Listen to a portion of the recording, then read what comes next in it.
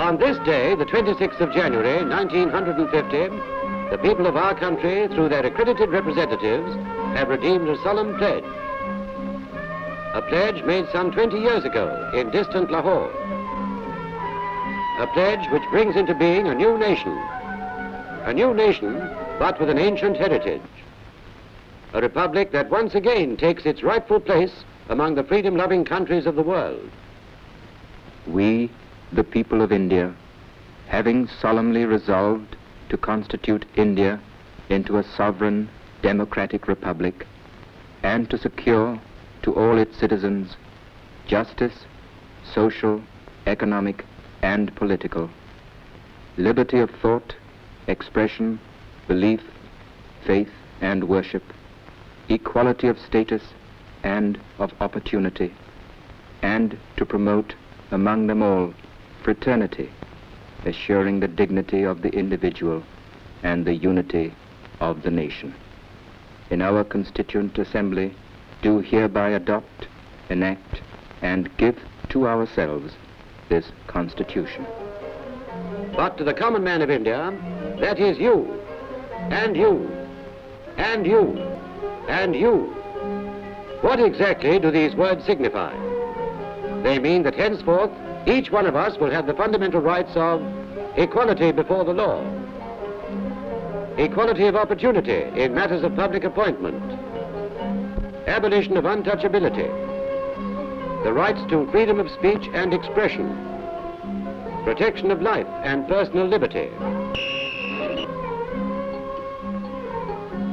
prohibition of traffic in human beings and forced labor, freedom of religion, protection of minorities, and many other safeguards. These safeguards, which are the very bulwarks of democracy, have been guaranteed to us in the written Constitution. The drafting of our new Constitution has been no easy task. And before its first word was put on paper, the notable constitutions of other countries were first consulted. These constitutions can be classified under two categories, the unitary and the federal.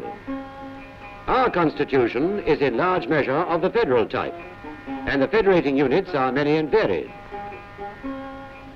They consist of 1. States formerly known as provinces. 2. The newly created unions of states and the old states of Hyderabad, Mysore, and Kashmir. 3. The Chief Commissioner's provinces. Each one of us living within a state, regardless of occupation or sex, has the right of sending representatives to the State Assembly as well as to the Central Legislature.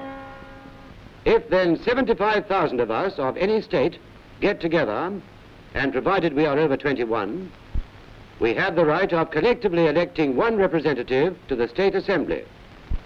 According to the present divisions of the country, there will be a maximum of 500 and a minimum of 60 representatives in each of the state assemblies. Now, the procedure of electing a representative to the Central Legislature is slightly different. More of us have to get together. In fact, 10 times as many. And between us, we send one representative to the Central Legislature. Here also, there are no class or sex restrictions. But we must be over the age of 21 to have the power to vote. There will be about 500 members elected, and they will form the House of the People. 205 members will be elected from the state assemblies. These two houses, along with the President, will be called the Parliament. Parliament on the one hand, and state assemblies on the other, will combine to elect the President. The Vice President will be elected by vote of Parliament alone, and he will be the ex officio chairman of the Council of States. Immediately upon his election, the President will call upon the leader of the majority party in the House of the People to accept the office of Prime Minister. The Prime Minister will then choose his cabinet from among his colleagues.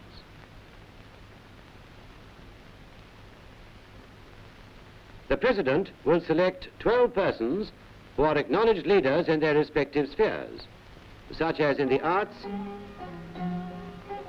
science, agriculture, and so on, and nominate them to the Council of State. The President will also nominate the state governors. But the governors will be purely constitutional heads, for the real business of conducting the states will be carried on by the Premier and his cabinet.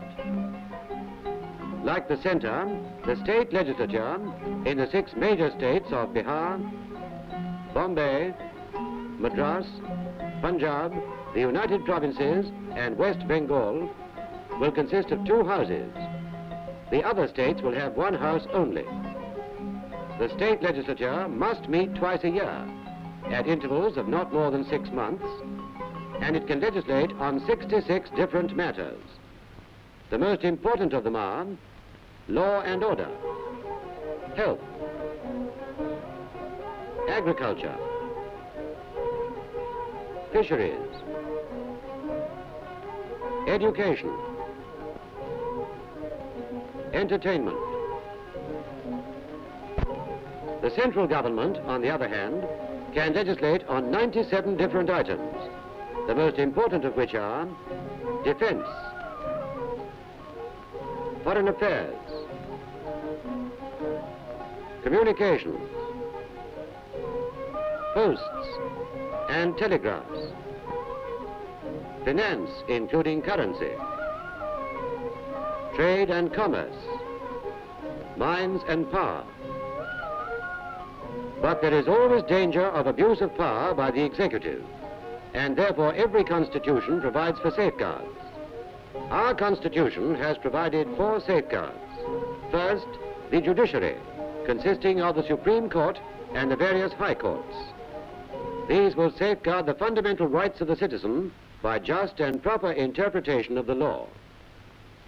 Second, by a Controller and Auditor General, who will see to it that the funds of the Union are wisely utilized. Third, the Union Public Service Commission, which will be in charge of recruitment to the services required by the country. And fourth, the Election Commissioner, who will be responsible for fair and impartial elections and who will be free from any executive interference. The President of the Union, as head of the state, will have vested in him all executive powers, including command of the armed forces. That is, the Army, the Navy, and the Air Force. Moreover, he can summon or prorogue Parliament.